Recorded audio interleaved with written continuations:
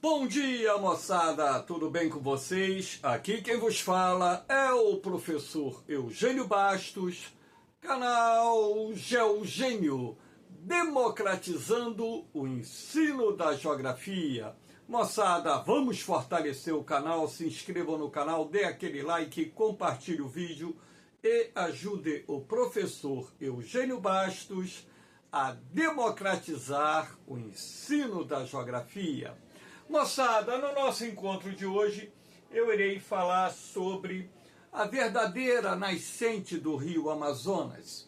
Alguns anos atrás, pesquisadores, exploradores, descobriram o que seria a verdadeira nascente do rio Amazonas e nesse exato momento está ocorrendo uma expedição que irá não só percorrer toda a extensão do rio Amazonas, assim como também medir o rio Amazonas para confirmar que o rio Amazonas é o rio mais extenso do mundo.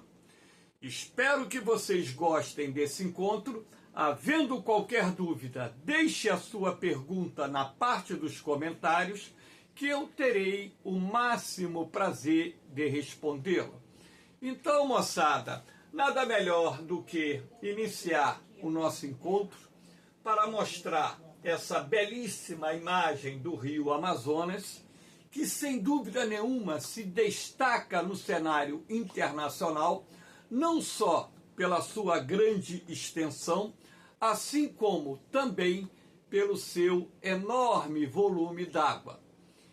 E vamos aqui mostrar a vocês o que era a nascente do rio Amazonas, ou seja, considerada a nascente do rio Amazonas, até a década de 1970. Então, quando eu estava no ginásio, antigo ginásio, e posteriormente no antigo científico, se reconhecia como a nascente do rio Amazonas o rio Maranhão, que está localizado aqui, nesse ponto. Então, nesse ponto, na Cordilheira dos Andes, nós temos a nascente do rio Maranhão, relativamente próxima à cidade de Lima, capital do Peru.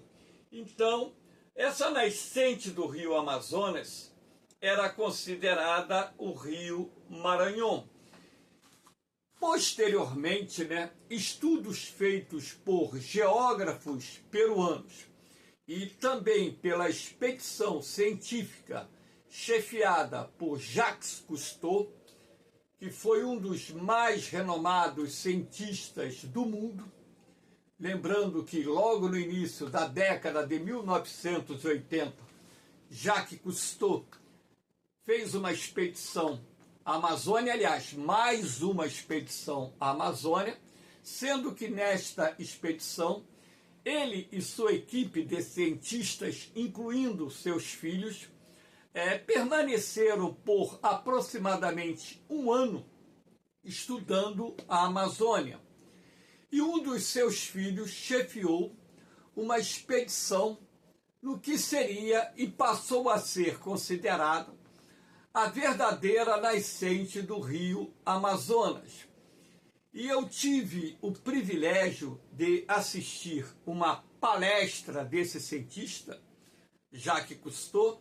Eu era aluno da Universidade Federal Fluminense, lá em Niterói, cidade que pertence à região metropolitana do Rio de Janeiro, e os alunos de geografia tiveram a oportunidade de assistir uma palestra que nos encantou muito, primeiro pelo fato de ter sido ministrada por um dos mais renomados cientistas contemporâneos que já tivemos no mundo.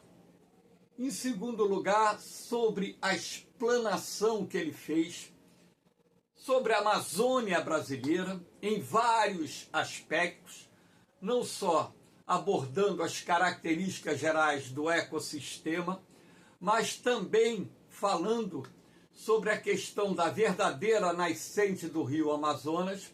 E a partir dali, assim que eu comecei a lecionar, eu comecei a falar que a verdadeira nascente do rio Amazonas não era o rio Maranhão, e sim o rio Apurimaque. E aqui nós temos, portanto, né, essa imagem desse mapa que mostra a nascente antiga do rio Amazonas, considerada Maranhão. E aqui nós temos essa imagem que mostra o Maranhão encontrando-se com o Ucayali, que desse encontro nós temos, né, dois dos mais importantes formadores da bacia hidrográfica do Amazonas, lembrando que o Apurimaque, onde hoje se encontra a nascente reconhecida do Amazonas, ele deságua no Ucayali, que por sua vez deságua aqui no rio Maranhão, que ao entrar no Brasil vai dar origem ao rio Solimões. Vamos falar um pouquinho sobre isso mais à frente. Então, aqui, a partir da década de 1980, portanto, não só em função da expedição chefiada pelo cientista Jacques Cousteau, mas também através de estudos realizados por renomados geógrafos peruanos, passou a se considerar como a verdadeira nascente do rio Amazonas o rio Apurimaque, e essa nascente também localizada na Cordilheira dos Andes, numa região denominada Nevado Misme, que faz parte da Cordilheira de Tila, que por sua vez é um dos braços da Cordilheira dos Andes. E aqui nós temos essa cruz em homenagem ao geógrafo peruano que relatou, através dos seus estudos, se eu não me engano, de nome Carlos, através dos seus estudos, onde se localizava a verdadeira nascente do rio Amazonas, no Nevado Misme, numa região denominada Charrua Santa. Então aqui é a localidade de Charrua Santa, onde vocês podem observar a nascente do rio Amazonas. Aqui a água caindo através do paredão rochoso, né? Essa é a nascente. Tem época do ano que aqui você pode encontrar pedaços de gelo. E aqui ao lado, do lado direito, nós temos o Nevado Misme, de onde provém essa água que vai dar origem à nascente do rio Amazonas. Então, a partir da década de 1980 e até agora recentemente, considerava-se como a nascente do rio Amazonas o rio Apurimaque, que nasce em Charrua Santa, localizado no Nevado Misme, que pertence à Cordilheira de Tila, que é um dos braços componentes da Cordilheira dos Andes. E, a partir de então, essa nascente passou a ser registrada nos livros de geografia do Brasil, já era registrada nos livros de geografia do Peru, e passamos a considerar não só também aqui no Brasil, mas em várias localidades do mundo, a verdadeira nascente do rio Amazonas, até recentemente, porque agora nós temos um ponto de debate. Aqui nós temos o rio Apurimaque, né, que na verdade, essa nascente do rio Amazonas, inclusive ela fica numa localidade próxima a Machu Picchu, né, que é uma cidade sagrada dos Incas, famosa cidade peruana, inclusive um dos pontos turísticos do Peru. Aqui nós temos o Apurimaque, né? Repare aqui, o Apurimaque. O Apurimaque ele vem até aqui, ó, que é a nascente do Amazonas, que foi considerada até pouco tempo atrás, o Apurimaque. E aqui do lado nós temos o rio N, que na verdade, né, esse rio N é o rio Ucayali. Então, aqui nós temos a cidade de Cusco, a cidade sagrada dos Incas. Repare que, né, que a cidade de Cusco fica no rio Ucayali, né, que é outro nome, né, dado a esse rio. É Ucayali e Urubamba, perdão, não é N não, é Urubamba, Ucayali e Urubamba. O Ucayali aqui em cima ele se chama Urubamba. Repare que ele passa aqui, o Vale do Urubamba passa aqui nas imediações da cidade de Cusco. E aqui do lado você tem a nascente do rio Amazonas, que foi considerada até pouco tempo atrás o rio Apurimaque, lá no sul do Peru, bem, portanto, afastado da nascente do rio Maranhão, localizada aqui nesse ponto. Mas, professor, o que determina a nascente de um rio principal de uma bacia hidrográfica?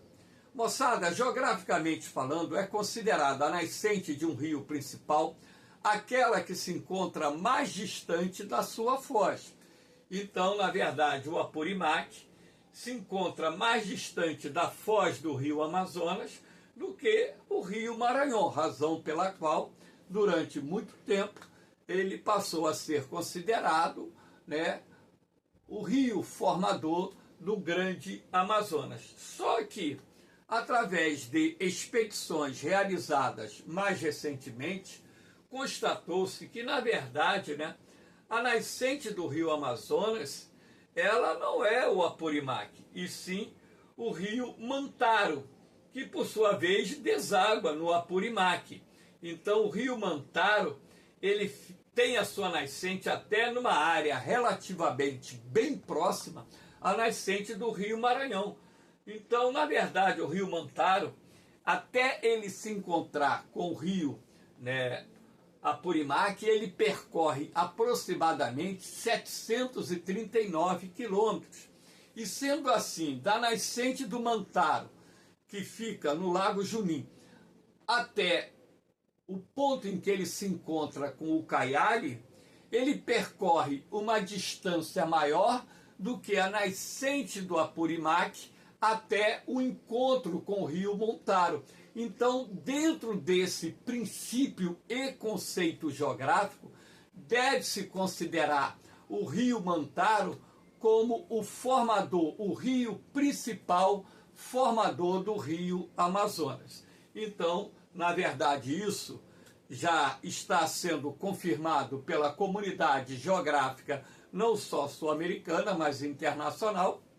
E agora, com o fim dessa expedição, que percorrerá o Amazonas, da nascente dele, no rio Mantaro, que fica no Lago Junim, até a sua foz, esses estudos, esses dados serão divulgados oficialmente no ano que vem, né, no ano de 2025, quando será realizada na cidade de Belém a COP30, a Conferência Mundial sobre o Clima.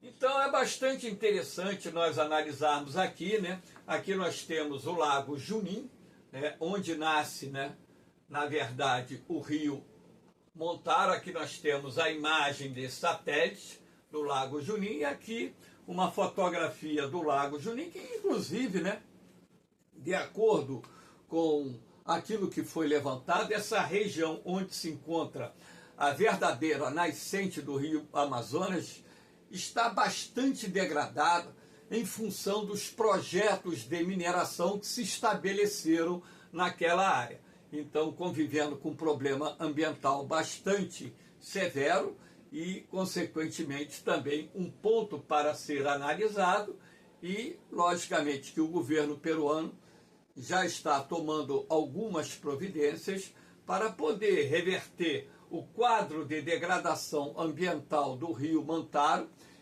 em razão dos projetos de mineração que ali se estabeleceram nas últimas décadas.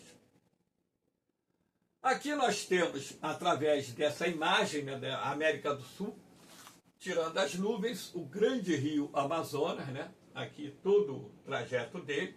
Aqui nós temos o Apurimaque, que até pouco tempo atrás era considerado a nascente oficial do rio Amazonas, e aqui nós temos o rio Mantaro, onde hoje se acredita e vai se confirmar que está ou se encontra a verdadeira nascente do rio Amazonas. Então, aqui nós temos, né, o Caiali, né, lembrando que o Apurimac, o Mantaro deságua no Apurimac, o Apurimac deságua no Caiali, e o Caiali, ele se encontra com o Maranhão aqui na planície amazônica peruana. O Maranhão, quando entra no Brasil, ele passa a se chamar Solimões, e da confluência do Rio Negro com o Rio Amazonas, aí passa a se chamar Rio Amazonas, ou simplesmente Rio das Amazonas, nome dado pelo expedicionário Francisco Orellana, que foi o primeiro expedicionário espanhol a descer o Rio Amazonas da cidade de Iquitos, localizada a aproximadamente 4.000 quilômetros da foz do Rio Amazonas, até a sua foz. E o nome Amazonas vem do fato do Francisco Orellana ter afirmado no seu diário de bordo que na altura da confluência do Rio Negro com o Rio Amazonas, né, na verdade Solimões, a sua expedição teria se deparado com uma tribo de mulheres guerreiras montadas a cavalo, a tribo das Amazonas. Daí o nome Rio das Amazonas, ou como nós conhecemos popularmente, Rio Amazonas. Quero lembrar vocês que o primeiro nome dado pelos espanhóis, que chegaram aqui no Brasil até mesmo antes dos portugueses, foi Mar Dulce, ou Mar de Água Doce. Os espanhóis estiveram aqui na foz do Rio Amazonas, entre a ilha de Marajó e o Amapá. E o primeiro nome que eles deram foi Mar Dulce, Mar de Água Doce. Posteriormente, é que o rio foi rebatizado e passou a se chamar Rio Amazonas. Lembrando que o Amazonas, ele recebe várias nomenclaturas regionais, dependendo da área onde ele se encontra. Ele pode se chamar, né, hoje vamos dizer, já considerando a nova nascente, Mantaro, Apurimac, o Caiali, Maranhão, Solimões e Amazonas, os principais nomes dados a esse grande rio, que é considerado o rio mais extenso e o rio de maior volume d'água do planeta. Aqui nós temos, né, de forma comparativa, porque existe um debate muito grande, até hoje no meio acadêmico, muito se discute quem na verdade, verdadeiramente é o maior rio do mundo. Se é o Rio Nilo, de acordo com a National Geographic, a extensão do Rio Nilo é de 6.650 quilômetros, dependendo da localização, um pouco mais de 6.800 quilômetros. Se não me engano, 6.852 quilômetros, dependendo daquilo que se considera a verdadeira nascente do Rio Nilo. Agora, a extensão do Amazonas, medida pelo INPE, com a sua nascente lá no Nevado Nisme, em Charrua Santa, chega a 6.992 quilômetros. Então, não teria como nós ficarmos aqui debatendo se o Amazonas é ou não maior do que o Rio Nilo, porque os dados que são fornecidos pelo Instituto Nacional de Pesquisas Espaciais aqui no Brasil, utilizando a tecnologia do geoprocessamento para medir a extensão do rio, mesmo que essa tecnologia não nos forneça uma medição 100% precisa, mas também a tecnologia que é utilizada para a medição do Nilo, que é uma tecnologia convencional, também não é 100% precisa. Então, na minha concepção, eu continuo ensinando e vou continuar ensinando que o rio Amazonas é o rio mais extenso do mundo. Em segundo lugar, vem o rio Nilo lá na África. E o Amazonas, além de ser o rio mais extenso do mundo, também é considerado o rio de maior volume d'água do planeta.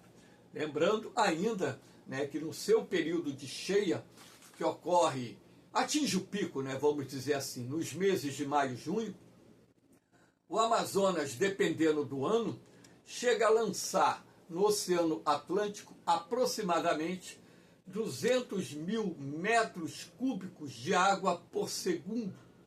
Sabe o que é isso? 200 milhões de litros de água a cada segundo no Oceano Atlântico. Então, um volume de água gigantesco. A bacia do Rio Amazonas tem cerca de 17% de toda a água doce de origem fluvial do planeta. Então, se juntarmos todas as bacias hidrográficas do mundo, a bacia do Amazonas sozinha tem quase 1/5 de toda a água doce pertencente às bacias hidrográficas do planeta. Então, algo extraordinário. O Amazonas, ele tem o seu ponto mais profundo lá no Pará, cerca de 120 metros, e o seu ponto mais largo chega a ultrapassar 70 quilômetros de largura. Portanto, um rio sem, podemos assim dizer, concorrente no cenário internacional, em razão não só do seu tamanho, mas também em razão do seu enorme volume d'água. Aqui nós temos algumas curiosidades do Rio Amazonas, né, para enriquecer um pouco mais a aula, né, não falarmos única e exclusivamente da nascente do Amazonas. Aqui é o encontro das águas, né, aqui do lado esquerdo, águas escuras, cor de Coca-Cola, Rio Negro. Do lado direito, águas claras, barrentas, Rio Solimões. Desse encontro aqui, nós temos a formação do Rio Amazonas. Muita gente pergunta por que a água do Rio Negro tem essa cor de Coca-Cola. Não é o único rio do mundo que tem essa tonalidade. Lá na Amazônia mesmo tem outros rios que têm água cor de Coca-Cola. Isso se deve à concentração de ácido úmico decorrente da decomposição das plantas mortas que estão em determinadas áreas da floresta amazônica, né? Não só plantas mortas, né? Galhos, folhas, frutos, né? Se você pegar um monte de folha seca, colocar, por exemplo, numa garrafa PET branca e inserir água ali, deixar alguns dias, vocês vão perceber que a água vai começar a ficar escura em razão justamente da decomposição dessa massa orgânica que vai produzir o ácido úmico que dará a tonalidade escura ao rio. Então, durante alguns quilômetros, essas águas não se misturam. Isso se deve, claro, à diferença de densidade entre as águas do Rio Negro e as águas do Rio Solimões e, consequentemente, desse encontro, lembrando que nós temos a formação do Rio Amazonas. Aqui nós temos essa imagem de satélite belíssima, mostrando a vocês a foz do Rio Amazonas. Aqui é a ilha de Marajó, né? Aqui o estado do Amapá. Então nós temos aqui um delta, o delta do Amazonas, né? Localizado entre a ilha de Marajó e o estado do Amapá, um dos maiores deltas existentes no mundo. Repare que a água barrenta do Amazonas, entrando aqui no Oceano Atlântico, cerca de 70 a 100 quilômetros afastado da linha costeira, nós temos ainda água doce, águas do Rio Amazonas. E você pode perceber através das correntezas, né, que essa água, né, barrenta, transportando sedimentos, ela vai percorrendo o litoral setentrional aqui da América do Sul e, consequentemente, né, a grande quantidade de sedimentos que o Rio Amazonas transporta e deposita ao longo da sua foz também vai contribuindo gradativamente para o crescimento das ilhas que se encontram aqui nessa região e também a reconfiguração do litoral norte do nosso país. Esses sedimentos do Amazonas, por curiosidade, chegam até a península da Flórida, lá na América do Norte, Estados Unidos. Uma curiosidade bastante interessante. Aqui nós temos o fenômeno da pororoca, né? Lembrando que a pororoca é um fenômeno que ocorre em outros rios do mundo, não é exclusividade do Rio Amazonas, mas nenhum rio do mundo tem uma pororoca tão grande como a pororoca do Rio Amazonas. Professor, como se forma a pororoca? A pororoca se forma quando o nível da maré está mais alto do que o nível do rio Amazonas.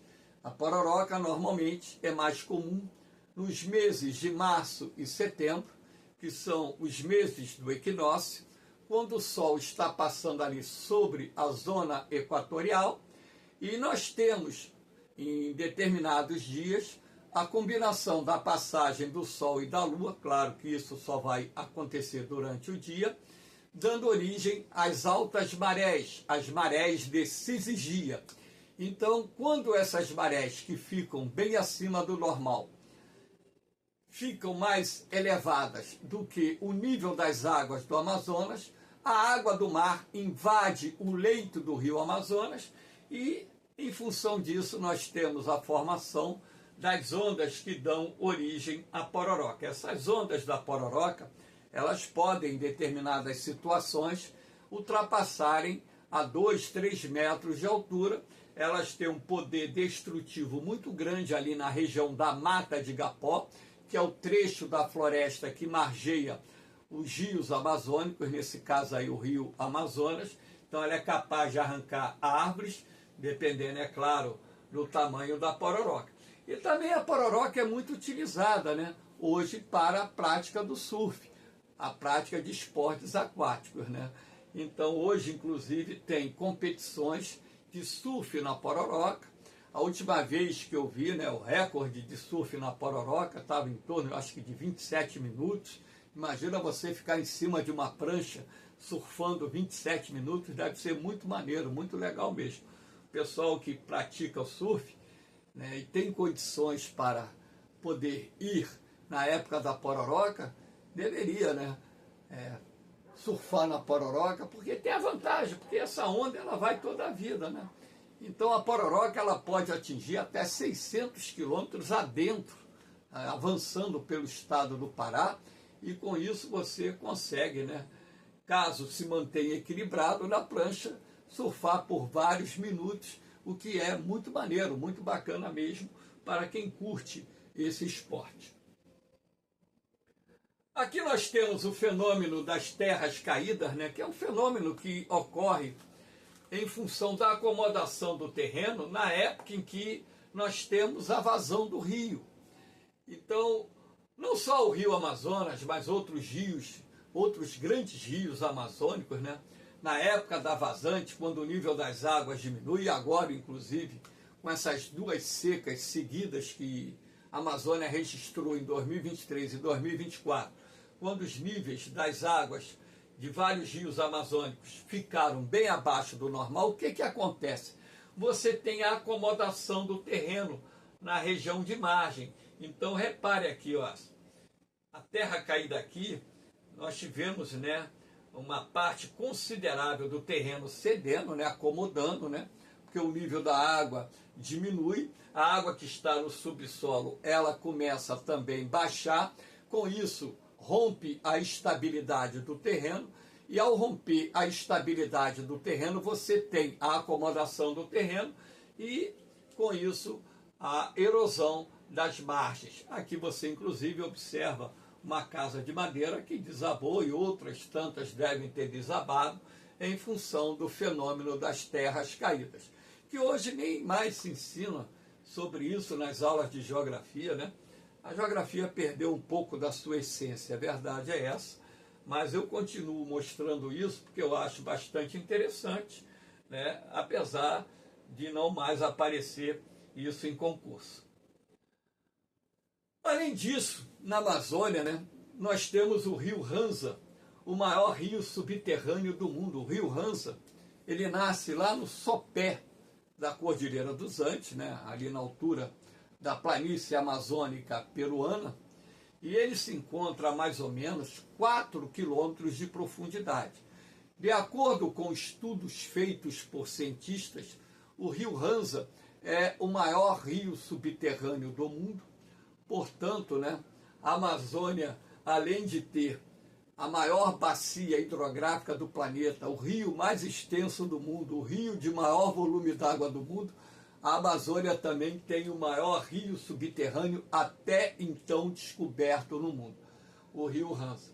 Mas suas águas estão uma profundidade muito grande, e essas águas do rio Ranza não estão sendo exploradas, até mesmo porque não há necessidade de você perfurar poços de 4.000 metros de profundidade para fazer a captação das águas cristalinas do rio Ranza.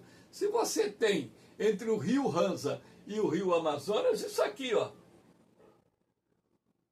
o SAGA, o Sistema Aquífero Grande Amazônia, que é o maior lençol subterrâneo de água doce conhecido do mundo, com mais de 162 mil quilômetros cúbicos de água. Sabe o que isso significa? Mais de 160 bilhões de metros cúbicos de água doce a serem exploradas.